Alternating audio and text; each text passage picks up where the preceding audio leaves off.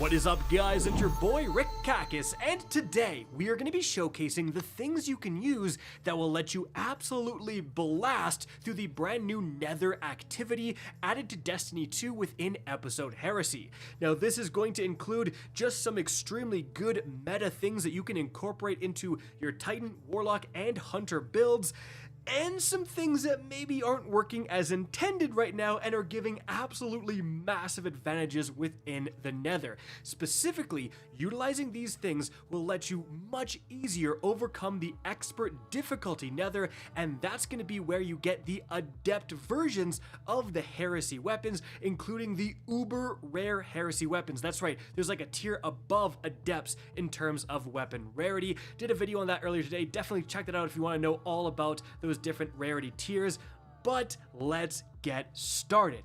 So first off, let's talk about the things that anyone can incorporate, and it's going to be the most meta category in terms of weapons you can utilize, and that's going to be void weapons. And we're going to get more specific than that, but right now from the Tablet of Ruin, just in column 2, you actually have access to, well, firstly, Volatile Marksman. This is a super easy way to give your void weapons volatile rounds, and the boost will even give you more class ability regen, and the boost is the first thing available on the Tome of Want. Keep in mind, it's only going to be active if the Tome of Want is in a current ritual. So that means you have the scriptures slotted in, and you've spent the Essence of Desire and slotted in and started that ritual. But after that, you also, guys, have access to Maligned Harvest to now create weakening bursts when you are fighting enemies with those volatile round weapons, and eventually you can even add Void Flux to give you more volatile explosions. But just those two perks are really going to transform every void weapon into an ad clearing monster, especially machine guns. Seriously, if you have good void machine guns, this is the time to use them.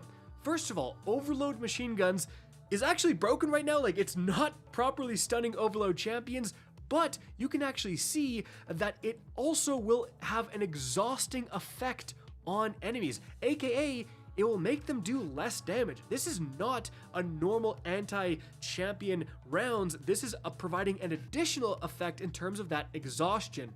But then you have Hold the Line. While surrounded, machine guns and glaives gain increased reload speed and stability, and final blows heal you. That's right, healing is one of the most important things within the Nether Activity because you do not heal at a base level, so having your machine gun with volatile rounds, with weakening pulses, and also healing is going to be incredible. So stuff like this Hammerhead right here, I was lucky enough to have one with destabilizing rounds, which also got a massive buff, but another great one, guys, is the Retrofit Escapade. This was craftable a few seasons ago, and it can get 4th times the charm plus target lock, giving it fantastic DPS output.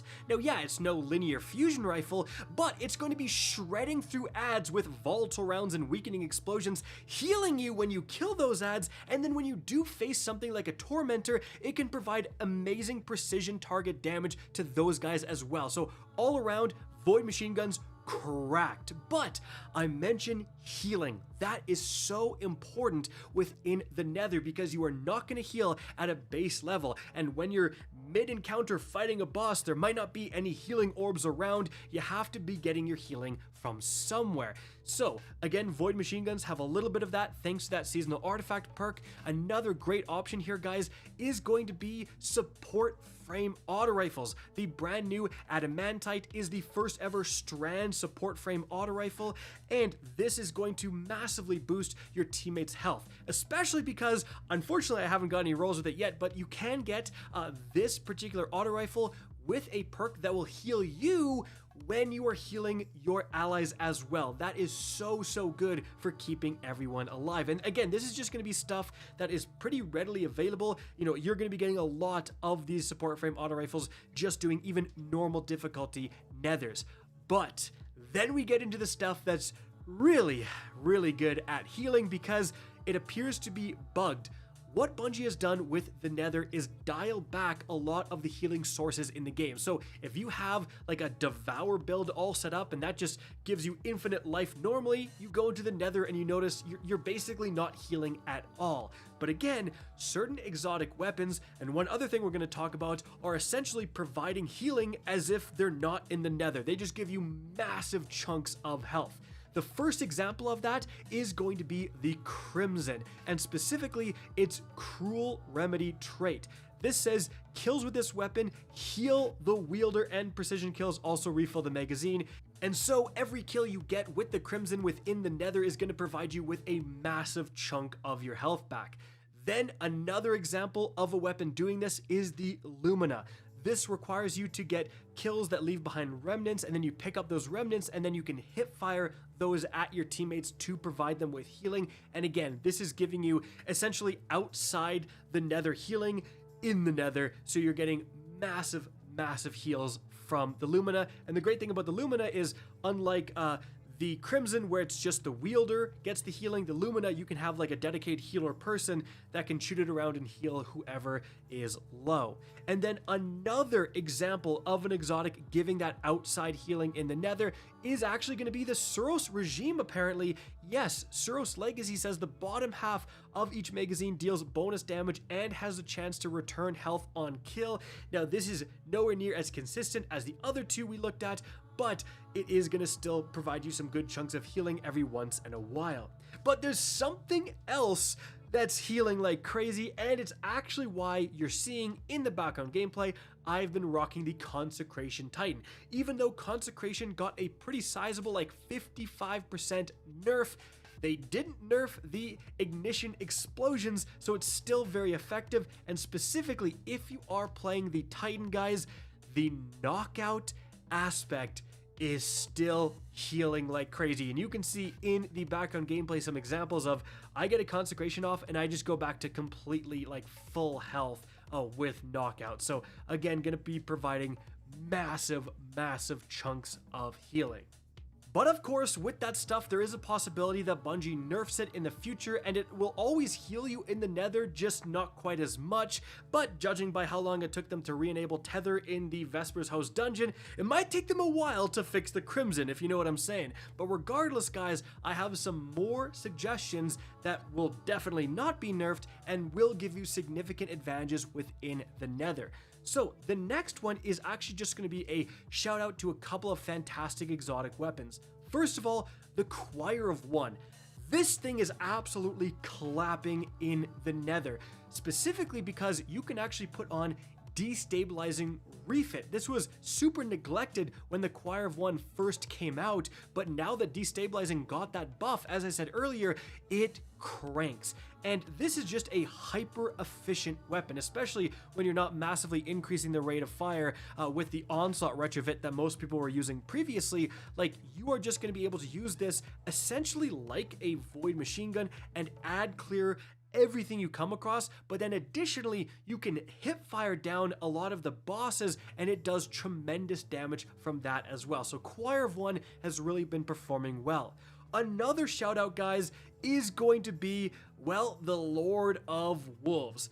Now, I know I said this might not get nerfed, but this actually might get nerfed. The Lord of Wolves got a complete rework within this episode, and it's now actually going to act just like the Choir of One. So you don't have to like build anything up and hold reload to have a special fire mode, nothing like that. If you hip fire, it's going to be full auto and do a ton of damage, and if you aim down sights, it's going to be more precise. So Lord of Wolves just cranks right now. Like, it just puts out a ton of damage. So if you're looking to get more damage and you're having trouble killing enemies within the Nether, definitely try out the Lord of Wolves. It's crazy right now. Moving on from there, however, some more tips of things that will absolutely help you within the Nether is going to lie specifically in your Runic enhancement, guys. So you absolutely want to prioritize unlocking certain ruins first, and specifically really anything to do with healing. So right off the bat, you can get at enhancement level 1 Recuperation Rune. So you can use this right away. You just unlock it with those shards and then you have to click it again to equip it. But this says healing orbs reduce ability cooldown. This is very good because you're just going after healing orbs so much in the Nether that getting that passive ability cooldown is quite important. Then after that, when you get to Enhancement Tier 2, you want to definitely look at Defense Ruin. Healing orbs provide an overshield. This has again been a huge one, and you'll see me using it a lot in the background gameplay, but like every time you pick up a healing orb, it gives you a huge overshield, and it's a permanent overshield, or at least it's long enough that I haven't even noticed it disappear. So this is one where now, instead of just getting a chunk of healing from those orbs, getting another chunk of that overshield that enemies will have to shoot through first will dramatically increase your survivability. And then after that, guys, at Tier 3 Nether Enhancement, you can grab Healing Ruin. Healing orbs are more effective, so just every time you get that healing orb, it provides a bigger chunk of healing.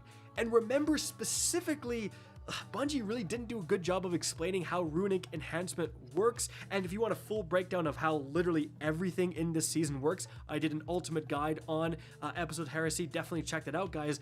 But more specifically this, you're going to increase your level of Nether Enhancement every 2 levels of your overall reputation with, this vendor that you find it at. So that means at level 4, you have Nether Enhancement level 2. At level 6, you have Nether Enhancement level 3. And you can mix and match ruins depending on their enhancement cost, essentially. So since I am Nether Enhancement 3, as you can see, I can put on that healing rune that makes it go 3 out of 3, or I can put on the defense rune that gives me an overshield because that only costs 2, and then I can also put on the other rune that gives me more ability regen as well, guys. And that is really what you want to be looking to do, is have multiple ruins that will affect your survivability. And another one to absolutely shout out here for especially that expert difficulty is going to be the very leftmost ruin, a rising ruin. Now this is going to make your first death not count towards a revive token. That actually is a big deal, especially since, again, this only costs 1. You can have the defense ruin and this going on at the same time, or the healing ruin and this if you are level 4. But this means that when you go into Expert, you only have 9 revive tokens shared between all 3 teammates. This effectively gives you 12 revives. Like that's a pretty big increase from that base 9. So this is again one that is worth looking into. And really you want to be putting on these ruins. There's other ruins that maybe affect, drops. There's one that lets you see through the chests and actually see what weapon it's going to drop, which is pretty cool, but that's not going to help you stay alive, right? So you can get really discernible survivability advantages from Runic Enhancement. You really want to be doing that, guys, because it makes a big difference in just staying alive within the Nether. And so that is going to be it for the video. Hope you enjoyed and found this informative. If you did, please remember to help me out by simply rating and especially sharing this video. If you guys want to see more Destiny 2 content similar to this, don't be afraid to slap that subscribe button. If you want to get in touch with me and keep up to date with the latest channel activity, the best way is to follow me on Twitter at RickCacus. That is linked in the description down below. Again, hope you enjoyed the video, and as always, have a good day.